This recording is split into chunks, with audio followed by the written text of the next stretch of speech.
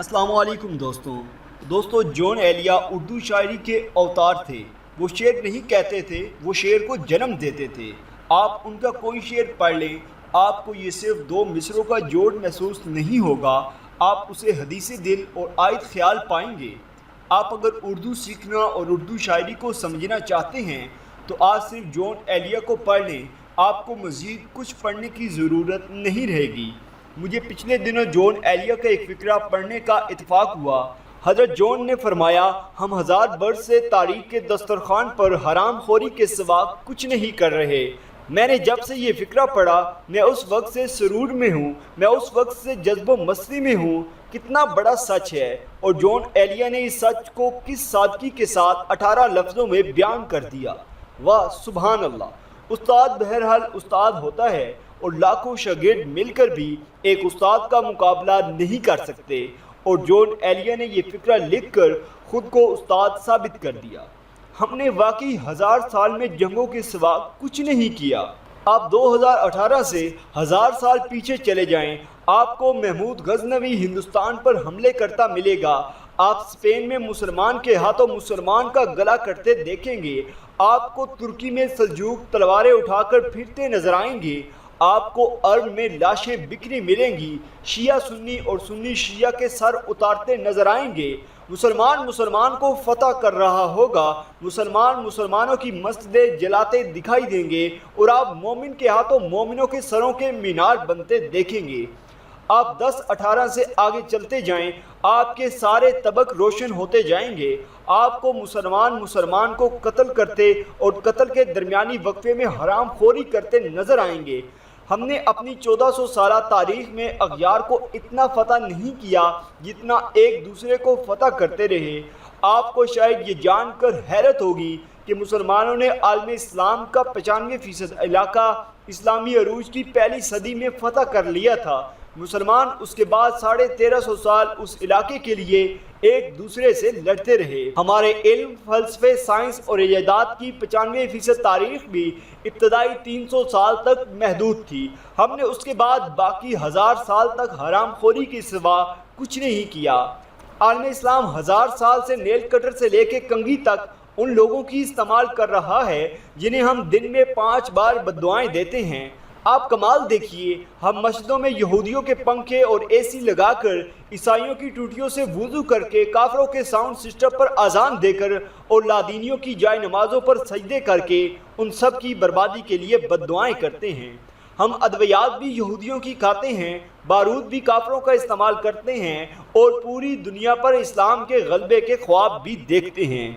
आपको शायद ये जानकर हैरत होगी, हम खुद को दुनिया की बहादुर तरीन कौम समझते हैं, लेकिन हमने पिछले 500 वर्षों में काफरों के खिलाफ कोई बड़ी जंग नहीं जीती।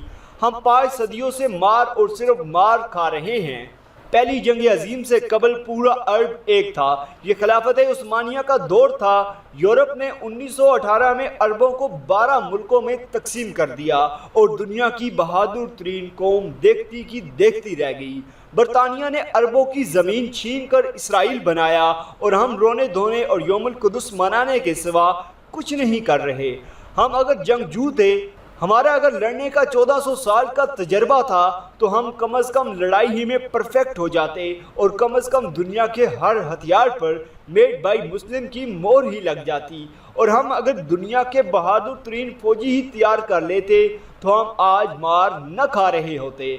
आज कम अज़ कम इराक, लीबिया, मिस्र, अफ़गानिस्तान और शाम इंसानी अलमिया न बन रहे होते। आप इस्लामी दुनिया की बदकिस्मती मुलाहिज़ा कीजिए। हम लोग आज यूरोपीय बंदूकों, टैंकों, तोपों, गोलों, गोलियों और अमरीकी जंगी जहाज़ों के बगैर खाने काबा की हिफाजत भी नहीं कर सकते। हमारी तालीम का हाल ये है कि दुनिया की 100 बड़ी यूनिवर्सिटी की फहरिस्त में इस्लामी दुनिया की एक भी यूनिवर्सिटी नहीं आती। सारी इस्लामी दुनिया मिलकर जितने रिसर्च पेपर तैयार करती है वो अमेरिका के एक शहर बोस्टन में होने वाली रिसर्च का निस्फ बनता है। पूरी इस्लामी दुनिया के हुक्मरान इलाज के लिए यूरोप और अमेरिका जाते हैं। ये अपनी ज़िंदगी का आखिरी हिस्सा यूरोप, अमेरिका, कनाडा और न्यूजीलैंड में गुजारना चाहते हैं। دنیا کی 90% تاریخ اسلامی ملکوں میں ہے، لیکن اسلامی دنیا کے 90% خوشحال لوگ سیاحت کے لیے مغربی ملکوں میں جاتے ہیں۔ ہم نے 500 سال سے دنیا کو کوئی دوا، کوئی ہتھیار، کوئی نیا فلسفہ، کوئی خوراک، کوئی اچھی کتاب، کوئی نیا کھیل اور کوئی اچھا قانون نہیں دیا۔ ہم 1000 برسوں میں صاف ستھرا استنجا خانہ نہیں بنا سکے۔ ہم نے موزے اور سلیپر اور گرمیوں میں ٹھنڈا اور سردیوں میں گرم لباس تک نہیں بنایا۔ ہم نے اگر قرآن مجید کی اشاعت کے لیے کاغذ پرنٹنگ مشین اور سیاہی ہی بنا لی ہوتی تو ہماری عزت رہ جاتی۔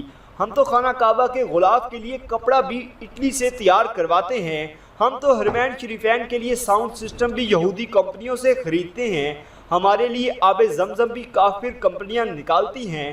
ہماری تسبیحات اور جائے نمازیں بھی چین سے آتی ہیں، اور ہمارا احرام اور کفن بھی جرمن مشینوں پر تیار ہوتا ہے۔ ہم مانیں یا نہ مانیں، لیکن یہ حقیقت ہے کہ دنیا کے 1.5 ارب مسلمان صارف سے زیادہ اہمیت نہیں رکھتے۔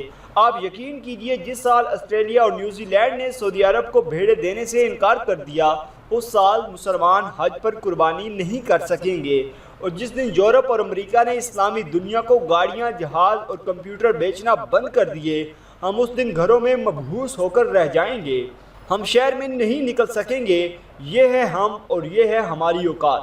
لیکن آپ کسی دن اپنے دعوے سن لیں، آپ ان نوجوانوں کے نعرے سن لیں جو میٹرک کا امتحان پاس نہیں کر سکے، جنہیں پیج تک نہیں لگانا آتا، اور جس دن ان کے بوڑھے والد کی دہاڑی نہ لگے، اس دن ان کے گھر کا چولہا نہیں جلتا۔ آپ ان کے نعرے، ان کے دعوے سن لیجئے۔ یہ لوگ پوری دنیا میں اسلام کا جھنڈا لہرانا چاہتے ہیں، یہ اغیار کو نیست و نابود کرنا چاہتے ہیں۔ آپ اپنے علماء کرام کی تقریریں بھی سن لیجئے، یہ اپنے مائک کی تار ٹھیک تک نہیں کر سکتے۔ یہ اللہ اور اللہ کے رسول کا نام بھی اپنے مریدوں تک مارک زکربرگ کی فیس بک کے ذریعے پہنچاتے ہیں۔ یہ لوگوں کو تھوکنے کی تمیز تک نہیں سکھا سکے۔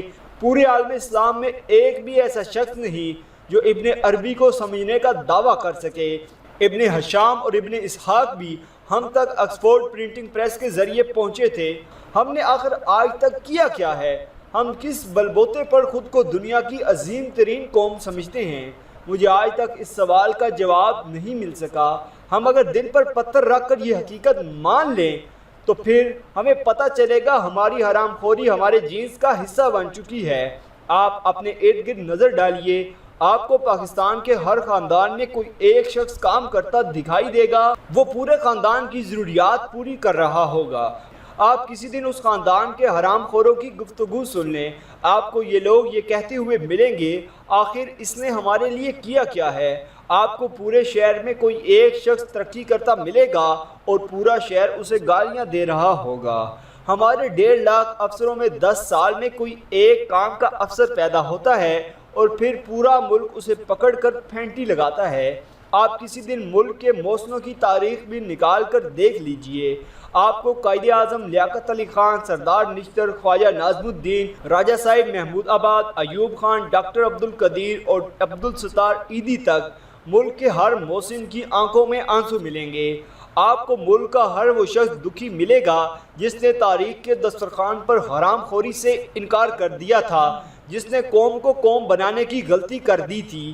ہم ایک ایسے ملک میں رہ رہے ہیں جس میں ہم نے آج تک ملک توڑنے والوں کا احتساب نہیں کیا۔ ہم نے آج تک شوکت عزیز جیسے ان لوگوں کو بھی طلب نہیں کیا جو باہر سے آئے، وزیر اعظم بنے، شیروانی اتاری اور واپس چلے گئے۔ کیا ہم واقعی سچے اور کھرے مسلمان ہیں؟ تو دوستو، یہ تھی ہماری آج کی ویڈیو۔ اگر آپ کو ویڈیو پسند آئی ہو تو اس کو لائک کریں۔ اس کے متعلق کوئی بھی سوال ہو تو کمنٹ باکس میں اپنی رائے کا اظہار ضرور کریں، اور ہمارا چینل سبسکرائب کرتے ہوئے ساتھ موجود گھنٹی کا بٹن بھی دبا دیں۔ شکریہ۔